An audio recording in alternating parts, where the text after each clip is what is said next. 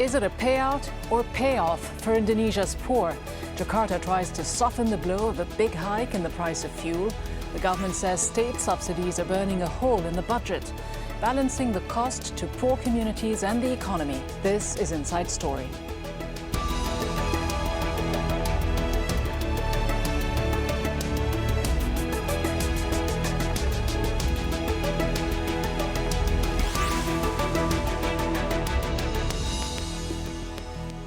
Hello and welcome to the program. I'm Rida Fakhri. Indonesia is handing out cash to millions of its poorest people to offset the effects of the rising cost of fuel. Prices are increasing by up to 44% as costly state subsidies are cut back. The world's fourth most populous nation had been enjoying some of the cheapest fuel in the world, but it's been hurting the economy. The budget approved on Monday sets the 2013 fuel subsidy at $20.2 billion. That's down from $21.4 billion last year. It had been forecast to reach $23 billion. To cushion the rise in prices at the pump, the president is handing out more than $900 million to around 15 million of Indonesia's poorest families. That breaks down to $15 a month for 4 months. But the money can be spent on anything from fuel and food to cigarettes and cell phones. Nidhi Dutt has more from Jakarta. Ibu Siti makes her way through the crowd to collect her cash handout. Like the people in 15.5 million households across Indonesia, she's entitled to claim $60 from the government. Ibu Siti earns a little more than $1 a day by doing jobs like making boxes. I need this handout to get by. I need it to buy food and to cover our daily needs. It will also help if we get sick. The majority of people living in this slum will receive the cash handouts. The government says this is immediate help for those who need it the most. Only this name can use this card. This is Agung Laksono, the minister in charge of the rollout. He's showing off the smart card used to identify and track people who collect the money. He insists the system is foolproof. By the end of Susilo Bambang Yudhoyono's leadership, we want poverty in Indonesia to be under 10%. To make sure the fuel hike doesn't take us off course, we've decided to hand out money. This program will protect our people. But not everyone's convinced. Some say there's a distinct possibility of corruption, particularly when local authorities are in charge of distribution. In terms of what is being provided, in terms of rice and all that, you could see, even though we have the name, address and all this of the people that were recipients, but when you are doing that on such a large scale, that could be directed to other people. Subsidi harga BBM tidak adil dan salah sasaran. Across the country, millions of people are being urged to visit their local post office to pick up their cash. But how the government delivers this aid and the transparency of its operations will be closely watched. Nidhi Dutt for Inside Story in Jakarta. Let's discuss all this further with our guests. In Jakarta, Paul Roland, the National Democratic Institute's representative for Indonesia. And joining us on Skype from Geneva is Christopher Beaton, a research analyst for the International Institute for Sustainable Development.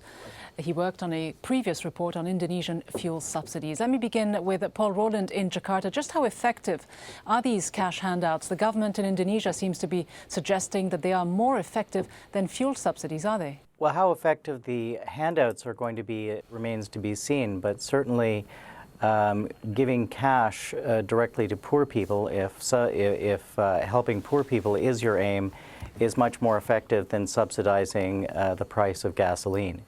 But is it really about helping poor people? Christopher Beaton, you were one of the authors of a report a couple of years ago that looked at previous cash transfer programs in Indonesia. And in fact, the report says that it is designed essentially to, quote, prevent opposition to the price increase. Has it worked back then in 2005, 2006? Will it work this time? I think it would be accurate to say that the cash transfer mechanism it has both objectives in mind. So certainly it's very difficult to reform fuel price subsidies, and fuel price subsidies are a problem for the poor in Indonesia. They cost a very large amount. over 20% of government spending this year is likely to be spent on fuel subsidies alone, rather than other priorities such as healthcare, education, infrastructure. So reforming them in and of itself is a big step and creates many opportunities to support the poor.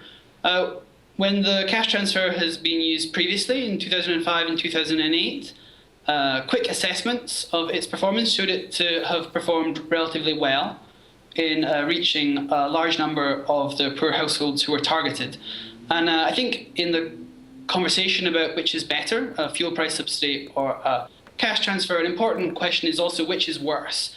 So at the moment, the bottom 20% of households in Indonesia are thought to only receive about 1% of spending on gasoline subsidies, which are the most expensive subsidies in the country. So a cash transfer will certainly perform better than that. Paul Rowland, just how well can these cash transfers perform on the ground? You've been living in Indonesia for many years. How far can they go in countering the negative socioeconomic effects on low-income families? We're just talking about some $60 over a period of 4 months for poor families. Not a huge sum. It's not a huge sum, but when you live on $1 a day, that's effectively a 50% increase in your household income. So it's all from really where you stand. I think there's been a lot of analysis done about these kind of programs, and again, the effectiveness is certainly higher than putting it in a gas tank and burning it. And you can target a cash transfer much more easily than you can something like a fuel subsidy or even a rice subsidy or other staples like that.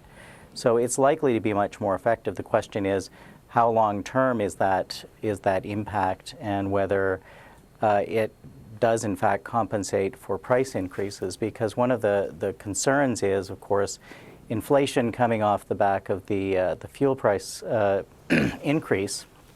And actually, one of the questions is whether there's opportunism in this. Prices were noticed anecdotally to be going up last week, even before the fuel price increase took place. So there is a buzz out there that's saying that this isn't enough, but it's certainly more than than people at that level of income would have been getting through the fuel subsidy itself. Christopher Beaton, just how much political opportunism then is there in connection with this move? The government's critics say it's designed essentially to give the president a much-needed boost ahead of legislative elections next year. The World Bank isn't buying the long-term benefits. In fact, it says the current policy is not pro-poor, neither is it pro-growth. How much of an argument do they have when they say this? It's difficult for us to comment on the current situation in Indonesia. Obviously, our analysis is based upon policies which have been introduced already. But we have a program here called the Global Subsidies Initiative of the International Institute for Sustainable Development. And we do a lot of work looking at challenges in reforming fuel subsidies around the world. And introducing cash transfers is a relatively common and well-regarded tool to try to address fuel subsidies. So I think the concerns around corruption are very real, and there are always a real risk with these types of policies. To reform fuel subsidies and to introduce a cash transfer system should ideally introduce a cash transfer system that won't be one-off or 2 occasions, which can then be used for political purposes, but should be rather very well integrated into a country's poverty eradication strategy. So it should be tied into goals regarding education, child nutrition, maternal health care, and other important poverty indicators. But is it tied into all of this, Paul Rowland? I mean, is it an adequate long-term solution? The government essentially giving millions of dollars to poor families, and we have to also look at the problems, the challenges connected with targeting those poor families. Who actually qualifies as being a poor family? Does the money effectively get to all of them? Because a few years ago there were a protest in some villages because of the unrest that followed some arguments made by families that they were supposed to get some of the money but never did. Should the government be looking at including some other measures as well that have to do with providing education and health services to families in the long term? Well, obviously, this subsidy or this cash transfer is targeted at Indonesia's very poorest families, and one of the things that it does miss is there's a whole section of the middle class that is what is called the middle class that is not living on very much money either, and they're extremely price sensitive, and so. Any sort of comprehensive solution to poverty and to reducing poverty in Indonesia is going to have to include more measures than this. But certainly anything that helps ease the transition of the fuel subsidy cut, which was a necessary measure in order to preserve Indonesia's economic growth and therefore the assistance to poor people and decline in the rate of poverty. It's all connected. Well, Indonesia isn't, of course, alone in addressing costly state subsidies. We've seen it in many other countries. Egypt spent some $20 billion on subsidies last year, almost 10% of its entire economic output. It is now considering reforms to meet conditions of a $4.8 billion loan from the International Monetary Fund. The latest figures show that Venezuela racked up an annual bill of $27 billion on fuel subsidies. It has vast crude oil reserves but needs to import gasoline because of soaring domestic demand. India's fuel subsidy bill was $34 billion last year, something it's actively trying to reduce through cash handouts to the poor. And as we said earlier, Indonesia is facing a $20 billion bill this year. It's among the top 25 oil-producing nations in the world, but spends more money importing oil than it receives for exports. Let me get back to you, Christopher Beaton, in Geneva. Do these quote-unquote socialist policies then that we see, as some would describe them at least, that we see in countries like Venezuela generate much needed foreign investment? Do they help economies? And what are the essential criteria to decide whether or not they in fact work, whether they are successful or a failure? Well, there are a number of problems commonly associated with fuel subsidies. Obviously, it very much depends on a government's policy objectives and the design of the subsidy in question. But around the world, we see every year around about 500 billion being spent on consumer subsidies for fossil fuels and another 100 billion on subsidies for fossil fuel producers every year. The problems with these subsidies are really very well documented. There's a very large amount of literature about them now. They can be very inefficient at reaching the poor. Internationally, the International Energy Agency estimates that only around 8% of the 500 billion every year reaches the poorest 20% that is often being targeted by the subsidies in question. They also obviously make fossil fuels cheaper, which makes it a lot harder for renewable energy to compete. So when we think about investment, it can have a negative effect on investments for green technology. And many countries around the world will pay for fossil fuel subsidies by failing to invest in their energy infrastructure. So some of the costs can also be related to poor energy infrastructure, which can also result in poor energy services being provided to businesses, which has its own economic costs. But of course, these subsidies have their critics. Paul Rowland, many have through the years urged the Indonesian government, for example, to get rid of subsidies altogether, saying that they end up benefiting the rich more than they do the poor. Is that a fair assessment? Well, it's hard to know whether they benefit the rich more than they benefit the poor. It is, as Christopher was saying, clear that the poor do not benefit proportionally from something like the fuel subsidy, and you know, as a rule of thumb, subsidizing people is, in fact, easier to track than subsidizing commodities. So I think that you know, Indonesia is moving forward in that respect. Certainly, there were no lasting ill effects after the last cut in fuel subsidies, either on the economy or on prices. So I think transitional measures like this one are necessary in order for the political will to exist to cut the subsidy and then begin to spend that portion of the government's budget on things that are much more easily targeted at the people you want to reach. How necessary, though, are these measures? Let's gauge some world reaction. We've been getting a lot of strong reaction on Facebook. Abdul Salam says corruption is the major problem in Indonesia. A fuel hike in the name of compensation to the poor people is simply eyewash to the nation. Wahyuni Kama writes, the cash to compensate the fuel hike for the poor is not a smart move. What will these people do after 4 months? The solution offered by the government is short-sighted. Mark Galbraith tells us it isn't just going to be a shock for the average citizen here, but the economy as a whole will feel a shock. It is too quick. Rashid Khan says a 44% rise in the fuel price is just not on. Why was there no gradual, stepped annual increase? And he also says someone is being very short-sighted here. Christopher Beacon, it is a country, Indonesia, of 100 million people who live on $2 or less a day. Is the government doing the right thing here? Is this too much of a drastic measure to take? Why the sudden 44% increase? Should it have been more gradual? And what is the real benefit? Well, I'd say the problem for the Indonesian government is they're stuck in a very difficult situation. So obviously, continuing fuel subsidy expenditure is very difficult for the economy as a whole and limits its expenditure in other areas. At the same time, removing the subsidy obviously is a big shock, and the consequences that can have for poor households is very serious. In the long term, the best option is certainly to reform fuel subsidies.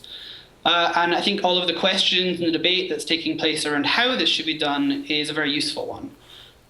Indonesia is not in the current price increases moving towards completely market-based pricing. So I think that this conversation is going to keep on happening as it continues its journey towards reform.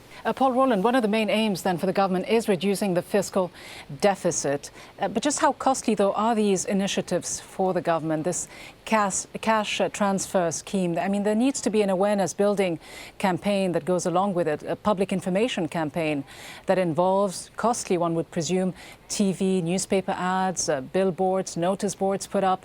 I mean, how costly is it at the end of the day for the government, and how efficient?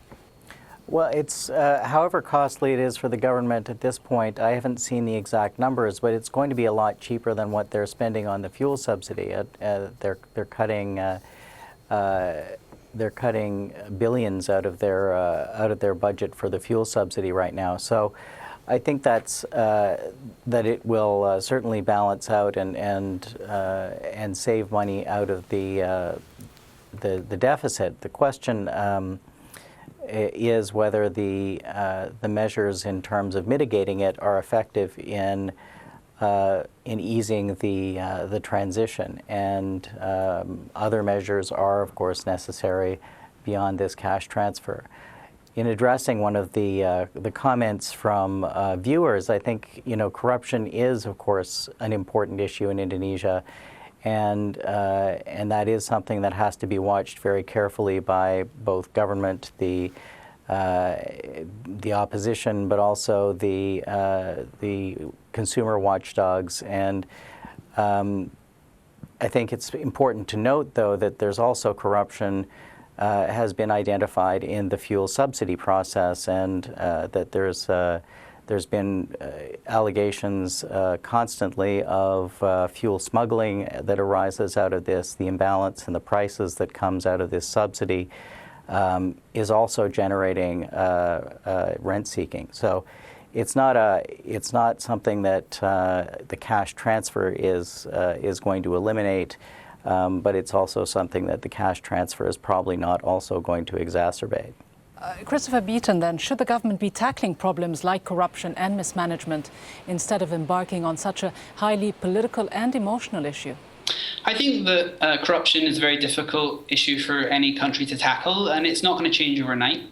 I agree very much with Mr. Rowland that there's corruption in the subsidy regime, and corruption may also affect any cash transfer mechanism that is set up. So I think that shifting the conversation onto one of solely corruption isn't always helpful, because, like I said, Indonesia is under pressure to move now to reduce its fuel subsidy expenditure. At the same time, obviously, the conversation around corruption is very important, and it does need to happen. The extent to which cash transfer mechanism is well targeted, it reaches the correct population, and the funds aren't unfairly diverted, is extremely important to its success. So it is an important issue to tackle within the context of the cash transfer mechanism, but I don't think it's a reason to hold back on subsidy reform. Not a reason to hold back, Paul Rowland, but looking ahead, what could the political fallout from all this be in Indonesia? We remember the unrest that came after the fuel hike in 2008, the protests that took place, the anger on the streets that led eventually to the ouster of President Suharto, and in more recent years, obviously this issue of the pricing of fuel and subsidies has been used and perhaps even misused in elections. What could be the fallout this time? Well, you know, fuel subsidy or fuel subsidy eliminations and the increase in the price of fuel has often been the spark for unrest in a number of different countries. That certainly wasn't the case here in 2008. There were certainly protests. They were largely peaceful. And the protests died down very quickly after the move was made. I think typically when these things happen, it's because there are other problems in a country's political landscape, and Indonesia has been relatively stable for the last 15 years, really, since the end of the Suharto government. So. We haven't seen a lot of real protest coming out of this yet, and the question is going to be whether there is either an actual impact on the price of food and other commodities coming out of this increase, or whether there are, as I said before, opportunistic price increases made by either vendors or distributors. And then that is blamed on the subsidy cut.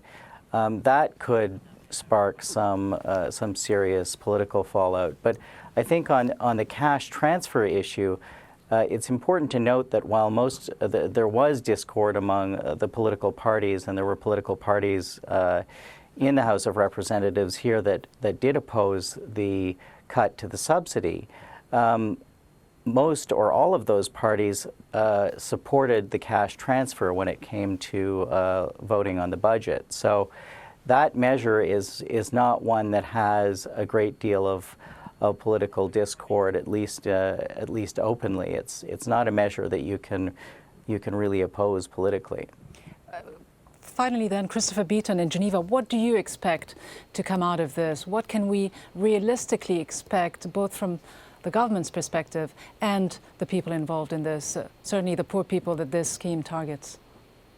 Well, I think that the best that we can hope for is the effective reduction in subsidy expenditure this year and an effective cash transfer mechanism that reaches the majority of those who need it the most. I think that what we need to keep our eye on is what happens in the next few years as international oil prices remain volatile and the underlying issue of ongoing subsidies in Indonesia still hasn't been addressed in the long term. Paul Rowland, let me just ask you this very briefly and finally. Obviously, a lot of Indonesians will be very concerned that along with the hike in fuel prices will come an increase in virtually every cost: transportation, food, clothing, and so on. How does the government then shield the poorest communities from this reality?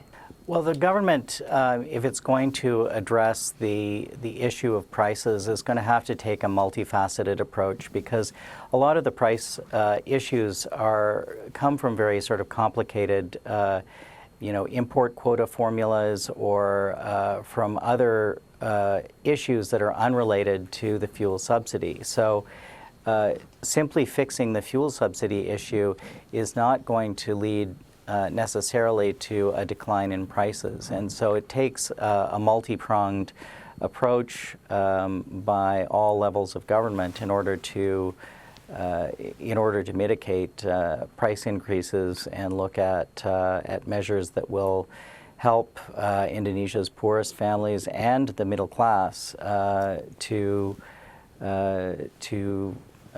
make ends meet. A very interesting issue. Thanks to both our guests for joining us and discussing all this on this edition of Inside Story. Christopher Beaton and Paul Rowland, thank you both very much. And thank you, as always, for being with us on this edition of Inside Story. Send us your feedback by emailing us at insidestory@aljazeera.net. From me, Rida Fakhri, and the team, thanks for watching.